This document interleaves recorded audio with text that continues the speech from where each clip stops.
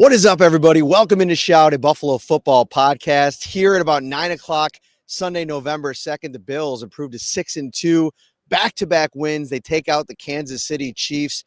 And Ryan, I got to tell you, impressive fashion, 28-21. We're going to get into all of the specific performances in this game, what it means with the trade deadline looming as well, some injury updates. We'll get into all of that on this episode. How are you, my friend? I'm doing great, but yeah, what a performance by this Bills team, especially this defense.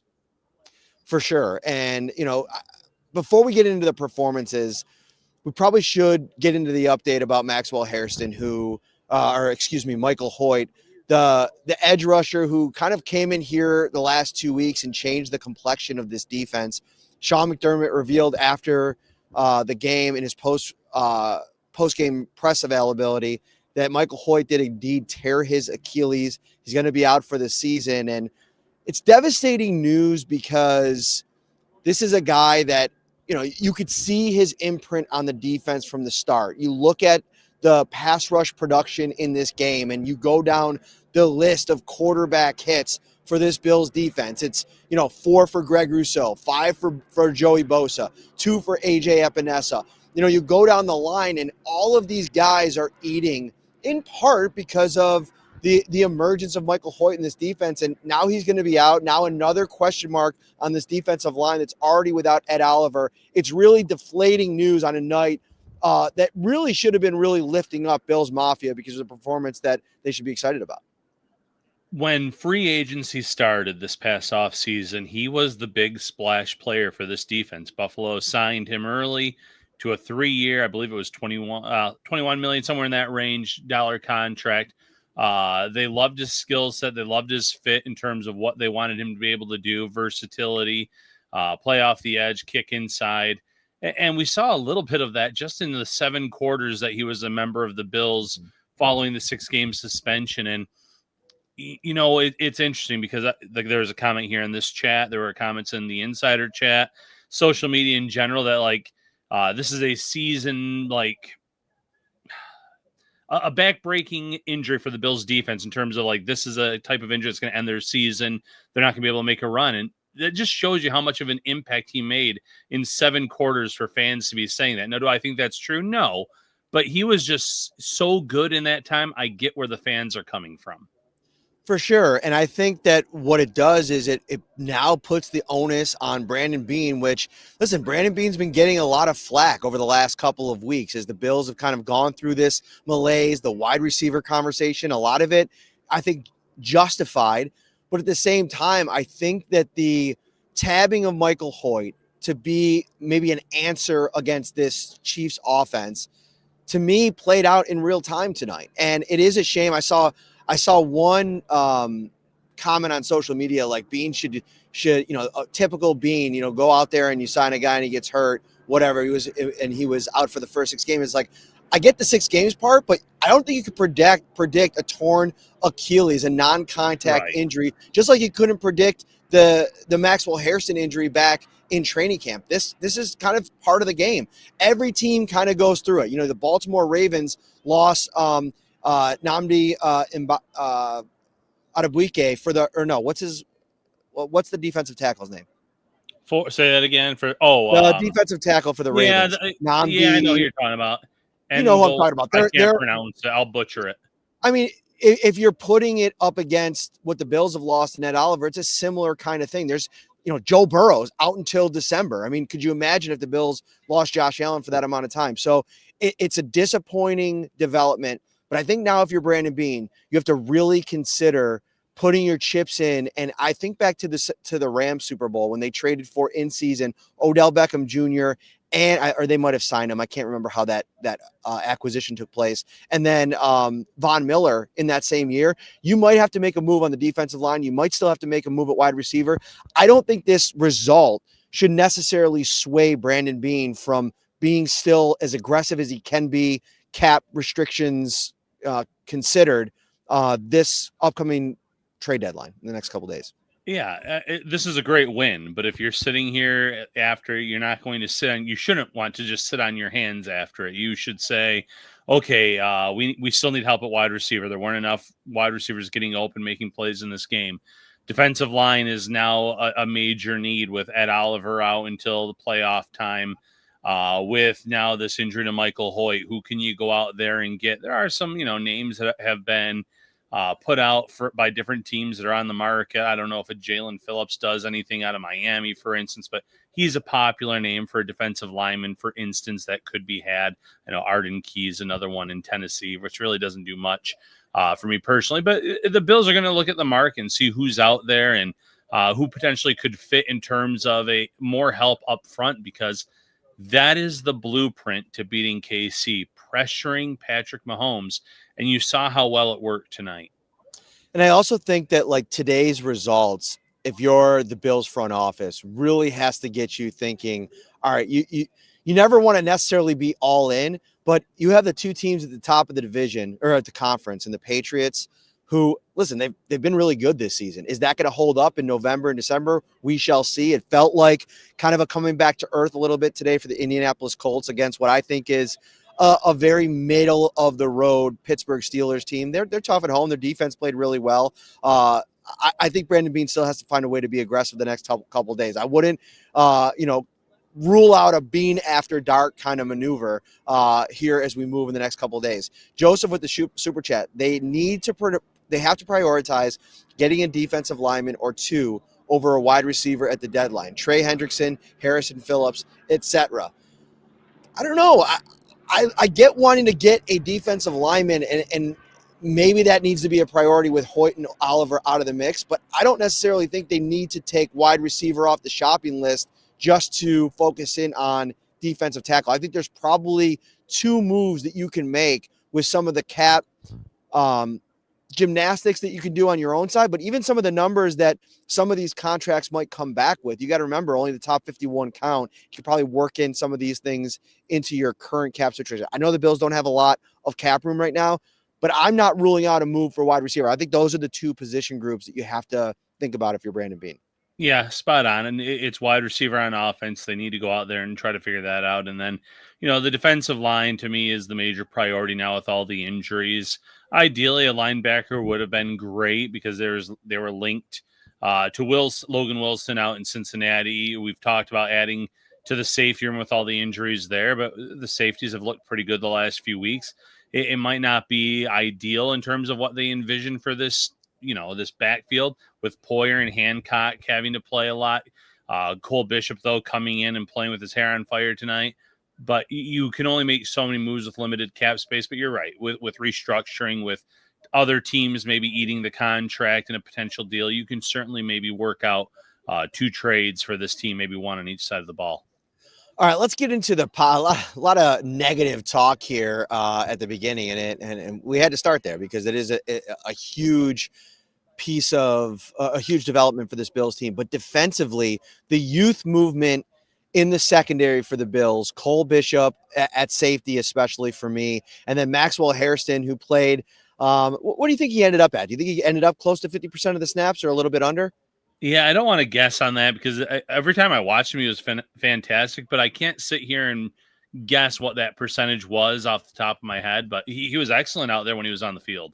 He was excellent out there. There was the one play against Xavier Worthy where he's running stride for stride with him down the field. And when you draft him, if you're Brandon Beane, that's the kind of thing that you envision. Being able to play on the outside when you go man coverage, being able to react quickly in, zone coverage, which we saw from him last week.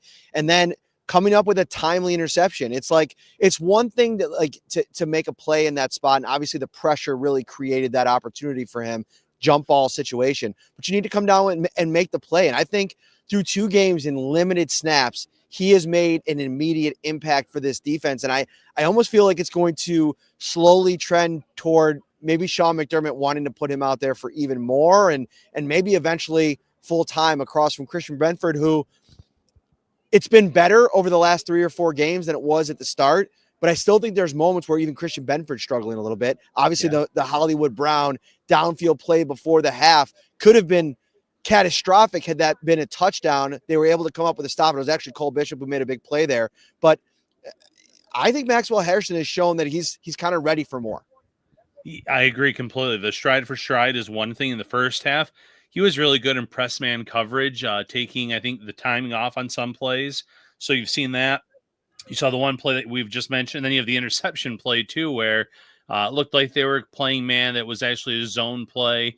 Mahomes kind of heaves it up with pressure in his face. And I don't want to say it was an easy catch, but it was an easier interception for your first one where you're just kind of playing the ball as there's another defender back there with you and Worthy. So great play for him. He's in the right spot. He looks very, very confident. He hasn't looked like a rookie through these two games, and I get it. It's a small sample size, but confidence goes a long way at that position, as we've learned with Kyer Elam over the years, as now we're kind of seeing here, as we've seen with Christian Benford early in his career, and now as we're seeing with Max Hairston. If you want to see all the deals and all of the red, you can need to go over to Topps Friendly Markets right now and rush to the Topps Red Zone. Win the GOAT, the greatest of all tailgates, in the Topps Red Zone raffle. Shop from over 25 fan favorite brands and get unlimited savings when you purchase brands like Coca-Cola, Heinz, King's Hawaiian, Kraft, and so many more. You'll be entered to win an ultimate tailgate package that includes a Samsung outdoor TV, a Traeger grill, an Oni pizza oven, Igloo Cool Tunes cooler, a $500 chef experience, and so much more. Visit topsmarkets.com/redzone. Ryan, you know who was on a little bit of a heater last night? My son. Yeah. Lucas Christopher Parrino with the 28-21 predictions coming from my job, apparently. But the big news is he did it in math class, apparently, and won a little contest for that. So I think he gets like out of a homework assignment or something like that. So that's big fantastic. time development in the Parrino household.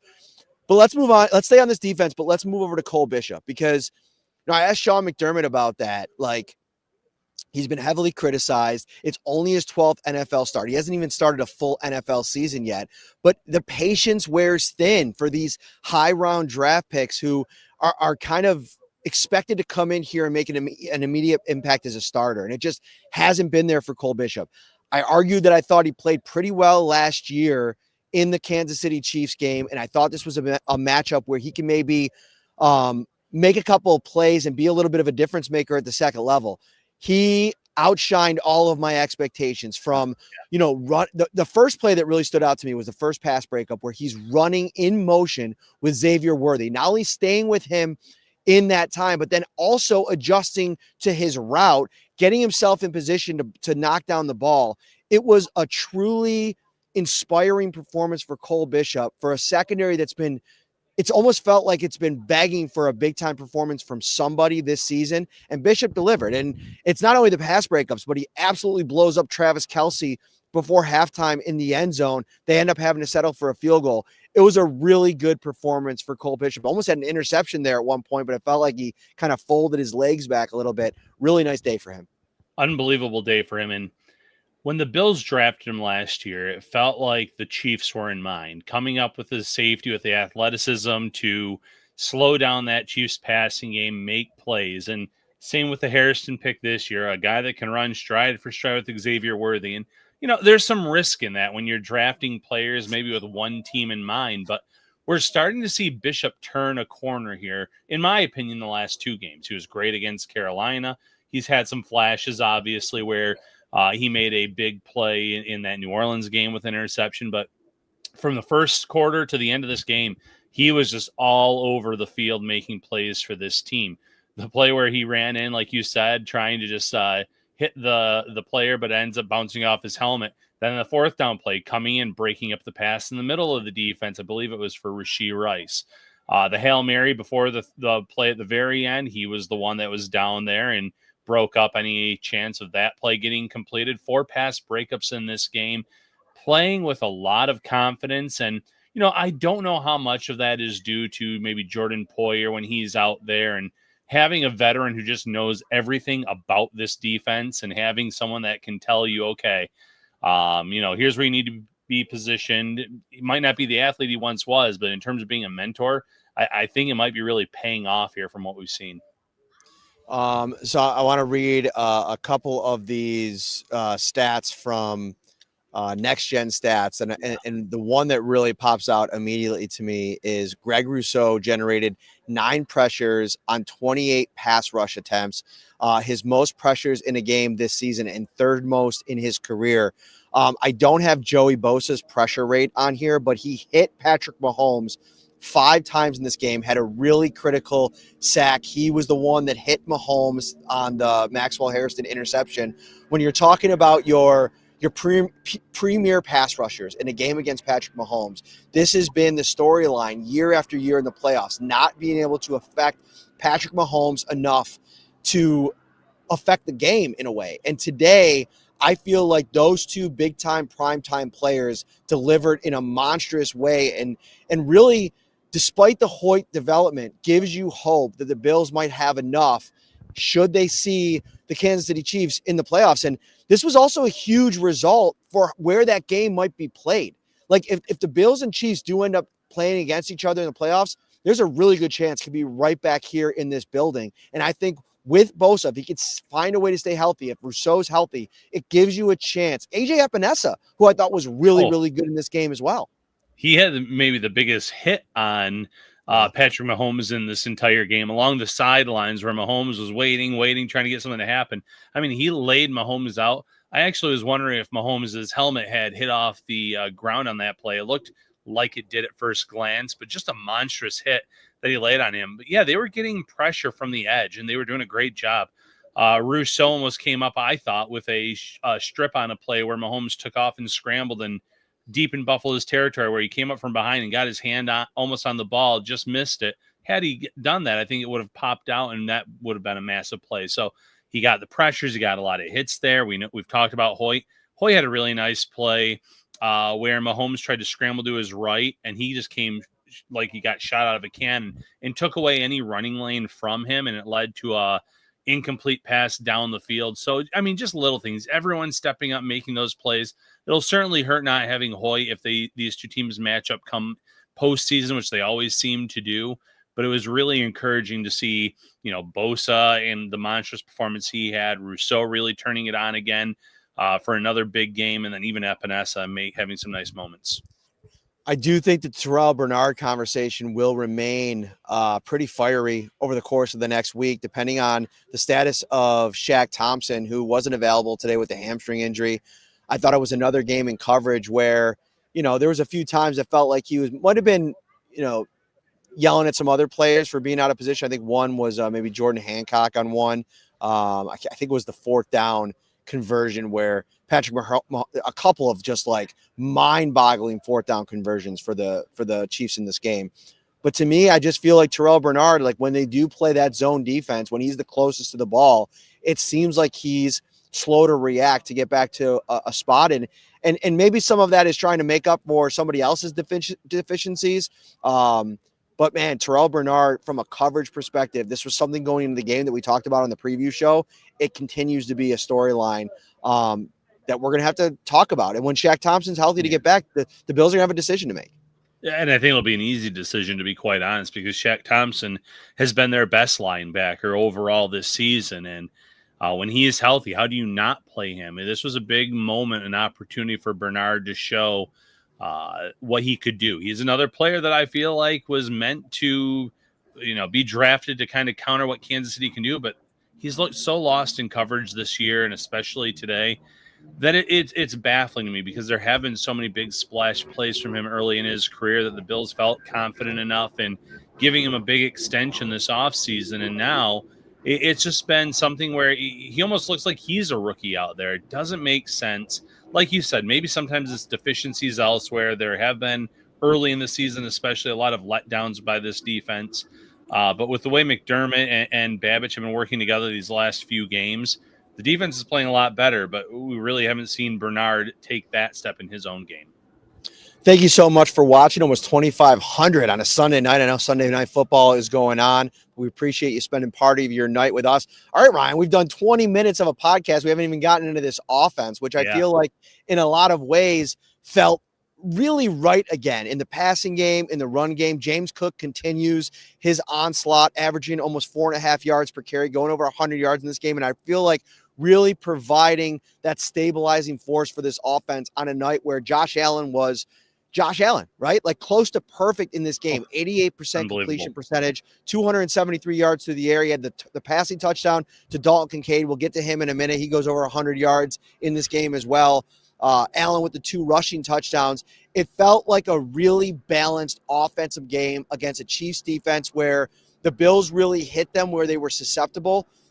And it was a really, I guess, what's the word? I don't want to say inspiring, but it brought down the temperature a little bit in terms of like the panic that a lot of fans had about this passing game. Like it executed in a big way. And we even saw an Elijah Moore sighting at one point in this game. Yeah, and he had a lot of praise for Moore after the game and his post-game presser about how Moore's been working his butt off. It was a really good route to get open for the 28-yard gain. So that's what you want to hear.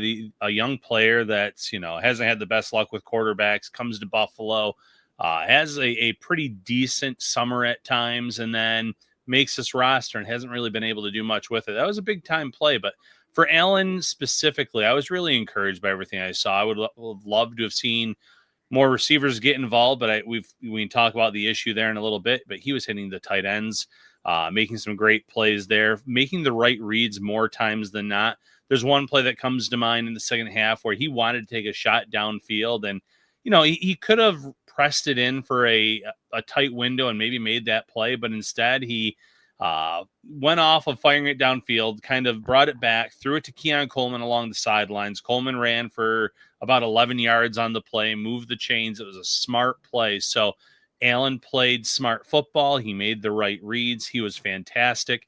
Obviously didn't run as well as he probably wanted. There was one design QB run that went very well. The 2 touchdowns on the ground. I'm telling you, in the playoffs, though, I don't want to see the tush push again, because those, even though he scored twice, those were very, very close plays again, Matt, where KC had their number come playoff time. They almost had the number a few times today, too, where it seems like they kind of have a good idea of what Buffalo is trying to do, and Allen was just lucky enough to move those chains. But 88% completion rate, hitting all the tight ends, great performance by the quarterback. I do think that one of the things the Bills have to try to figure out is like Joe Brady's really designed, really like he's created a nice package of screenplays for the Bills over the last year and a half. Like I do think that they do that better under Joe Brady than they ever did in Ken Dorsey's offense or Brian Daboll. The problem is sometimes when you have a lot of success with something, you tend to spam it in spots when it's not working. And I thought today, some of the screen calls as the game was going on, it felt like the wrong time to try to utilize that. And it felt like really hard yards for Khalil Shakir, who averaged 6 per reception. I felt like when they were letting him run routes, letting him get it to the second and third level, that's when he was having a lot of success. And I feel like Josh Allen has a connection with Khalil Shakir. You don't need to spam those quick screenplays to him. You can let him do his work as a route runner, and he's going to find a way to get open at some point. And I thought Josh Allen for this game, one of the things that I think we noted over the last couple of weeks, it just felt like he was finicky in the pocket a little bit. He was looking to escape a little bit too early. Felt like he went through his reads much more patiently today, and that yielded a couple of big-time throws. The one crosser to Dalton Kincaid that went for 40-plus yards, that came from his patience in the pocket. Yeah, he was unbelievable with the patience in the pocket on that play. The sideline throw downfield to Dawson Knox for 30-plus yards to set up a first and goal. He made a lot of really good reads in this game, but you're right. There are times where he still had a little bit of jumpiness, and he took back-to-back sacks on 2 plays where I think he could have stayed in the pocket a little bit longer and read through his progressions. And as for, spamming those screens, I think there were a few times, especially on third down and like longs, that they called that play, which, if you're watching it, it's baffling because it goes for 1 or 2 yards. I'm guessing the Bills probably thought, okay, they're going to send heat. It's third and long. If we can get it out quick, we might be able to catch them off guard, and Shakir might be able to use his contact balance and move the chains. It was just a better call by the defense in those moments where they didn't blitz and they were just kind of waiting for that play. They've seen it a lot on film. They know it's something they like to do. So just kind of, the whole cat and mouse game of the NFL, the Chiefs came up with some pretty big moments, but as did the Bills tonight, as we know. The other piece of this passing game tonight that I think has to be exciting for Bills fans, but at the same time, maybe concerning because of his inability to stay healthy. I mean, Dalton Kincaid is the key to this Bills passing game. I mean, Yeah. he got it started in this game again. I feel like this has happened multiple times over the course of this season. It's felt like the vision for what he can be in the offense. And it was in so many different areas, right? Like the crosser that I mentioned, the nice out pattern where he completely dropped Drew Tranquil on the touchdown pass. He had a nice little, almost like a quick out pattern where it was a quasi screen where Josh Allen got the ball out to him quickly and he kind of gets downfield and picks up 7-8 yards for a first down. The diversity to his game, the importance to this Bills passing game, it can't be overstated. And now it's one of those situations where can you count on Dalton Kincaid to stay healthy for the entirety of the season? Because when he's not available, we saw it in the Falcons game. This isn't the same offense. No, not at all. So you do have to hope that he can stay healthy. And, you can't sit here and say with confidence he will. He's been banged up a lot in his career already. He's dealt with some serious injuries and played through them. He was ineffective last year when doing so, but he tried to gut it out. Missed some time already this year, but when he is healthy, he is a difference maker for this offense. And we saw that tonight. And the way, like you mentioned, that the play against Tranquil, even if Tranquil didn't slip and fall at the end there, he had a nice cushion between him to make a play on that ball and most likely score a touchdown regardless. He was running excellent routes. Kansas City entered this game as a top 5 team against tight ends, and I was predicting it was not going to be a tight end game for Buffalo, and yet lo and behold, you have Kincaid go over 100 yards, Knox come up with a 30-plus yard play, Hawes have a nice play on the pitch. That Allen kind of threw that underhand pitch to him. And, Reggie Gilliam is more of a fullback, but he's a hybrid tight end fullback. He had tons of great blocks in this game, too. So tight ends really stepped up in a matchup against a team that typically has done very well this season in terms of slowing them down and stopping them. Thank you so much for watching on this Sunday night. Was there anything else in this game? I thought that, it's funny. I was thinking as Matt Prater went out for the 52-yard field goal and he clanked it off the upright, I'm like, oh my gosh, if the Chiefs come back and win this game, and Ryan's prediction, that would have been the way that it would have probably transpired, right? Like a special teams error to get them back in the game. That's something that I think the Bills are going to have to look at. I know he's been dealing with the right calf injury, but this is something over the next couple of days. You got to see where Tyler Bass is at. Is he able to come back? Can you trust him to come back and be healthy for the extended run here? Or do you have to start thinking about some other ideas? Because if you can't trust Matt Prater for long field goals, especially as the weather starts to turn in Buffalo, he's been really good for the Bills over the last 2 months. It's a shame that, at 41 years old, maybe you got to start thinking about a different idea there, but you might have to start thinking about a different idea there. I will give him some grace on the missed field goal. Honestly, on the TV broadcast, that thing looked like it was pure and going to be good. And then just at the very last minute, it just kind of went to the right a little bit, and then you got the big doink there.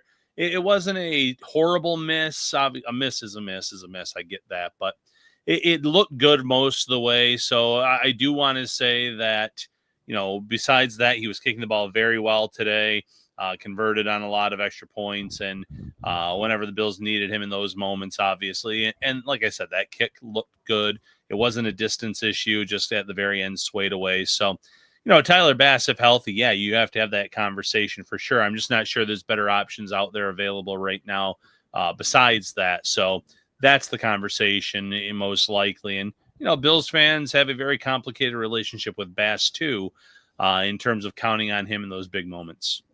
Can you tell from the picture that I'm like leaning on my crutches right now? Yeah, a little bit. This is the second straight week that I've decided to do this thing standing up on the sideline, and that was a bad call because I'm losing energy here. But we got a super chat here from Brian Alman. It is a bit worrisome that Josh can play so efficiently, but yet Keon remains invisible. And I would agree with that to a degree, but I will say, like, it's interesting, like when people bring up Keon Coleman, one of the first things that's uttered is Xavier Worthy on the other side. And he was just as invisible in this game for the most part. Yeah. I thought I was actually surprised how little the Chiefs were able to get him involved. And it wasn't without trying. I mean, I mentioned the downfield pass with Maxwell Hairston in coverage, Cole Bishop with the pass breakup. They couldn't find a way to get the ball in his hands. And even Rashee Rice you look at his final stat line, it's 4 for 80 and he has the Wildcat touchdown run. His imprint on the game wasn't as impressive as I thought it was going to be. So I'm going to give Keon a little grace. I thought that there was the one slant pattern that he made where I was like, it was a big play to keep the drive going. I believe I have to go back and look and see if the Bills ended up scoring on that drive, but it's true. The Bills are going to have to find ways to unlock Keon in this offense. And part of that is going to be on Joe Brady. Part of that's going to be on Josh Allen. And then the big part of it's going to be on Keon Coleman. And you look at the final stat line here, 2 targets. He catches both targets. So that's a good sign. But how much is he open in this game? That's something that the Bills are going to have to try to figure out as we move forward here. Yeah, you have to go back and do the rewatch. And when they look at the film, is it something where he was erased most plays? Is it something where maybe he wasn't Allen's first or second read, so he just didn't get through the progression? We don't know that until we rewatch. The Bills won't necessarily know until they go back and rewatch. It's obviously discouraging to see a second-round pick that they invested in be so quiet in this matchup. But like you said, the receiver that the Bills passed on to trade down was also fairly invisible, regardless of that great speed that he possesses. All right, I think that's going to do it for this episode. We will be back this week. Obviously, we got the Big Shout BKL collab podcast that'll come to you on Tuesday. We'll have the Big Staples show, and it's on to the Miami Dolphins, a divisional matchup. Will the Miami Dolphins – we'll have to figure out Tuesday, by the way, too, Ryan, because as the trade deadline approaches, if anything big happens Bills-wise, we'll make sure to do an emergency podcast to react to whatever the news is. Maybe some of that will be in collaboration with the Shout BKL project. We'll see how that all works out this week. And then obviously the Miami Dolphins could look a lot different this weekend if they participate in the trade deadline. So a lot to get to. I'll give you the final word, my friend. Yeah, final word. It's going to be a fun next 48 hours because there's going to be a lot of wheeling and dealing league-wide. Don't be surprised if the Bills make a move or two. If it happens tomorrow, you'll hear from the two of us on Emergency Pod. Tuesday, most likely, the BKL Makes Me Want to Shout Pod. Stick with us. Thank you for the support tonight. Over 3,200 watching live right now. Means a lot to us on a Sunday night at 9:30. All right, everybody. Enjoy the rest of your weekend. Couple hours left, and have a great week, everybody. Take care.